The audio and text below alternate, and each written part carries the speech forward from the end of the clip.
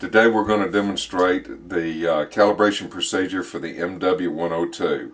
This has automatic calibration procedure. It also has a hold feature that will freeze the display so you can pull the probe out of the liquid you're testing and still hold the display in a frozen mode so you can take it and show it to someone else or read it in a more convenient location. When you get your instrument, you've got a battery. We've already put the battery in the unit. You get a 4 and a 7 calibration packet like this. For the sake of doing this demonstration, we're going to use the bottles because it's a little bit easier to handle. You also have a temperature probe, which you need to have always hooked up anytime that you're using your unit. And you also have a BNC connector pH probe, which turns, locks, and twists.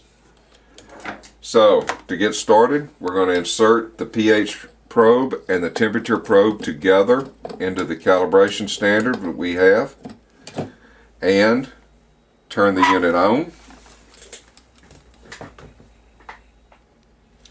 and go into the calibration mode by hitting the cal button.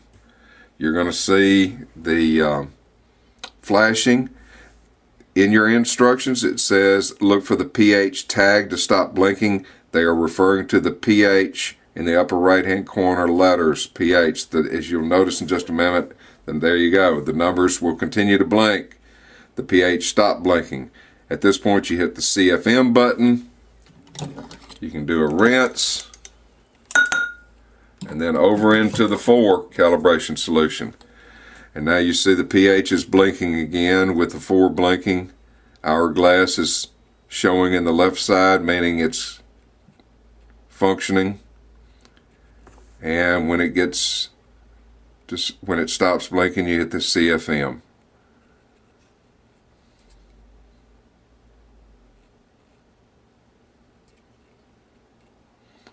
And 4 usually takes longer than the 7 does to hit the mark because the probe needs to come down to the 4 position.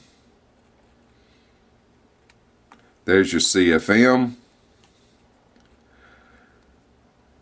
And as you see, it comes in. Now here's your hold feature. You press your hold button. You notice that the hold is displayed on your screen. When you pull the probe out, no change on your display. When you go back in, we're going to put it back into this tap water. When you release the hold, you just press the hold button again and it's coming back in to read that tap water. And that tap water is actually from our cooler, so it's pretty cold.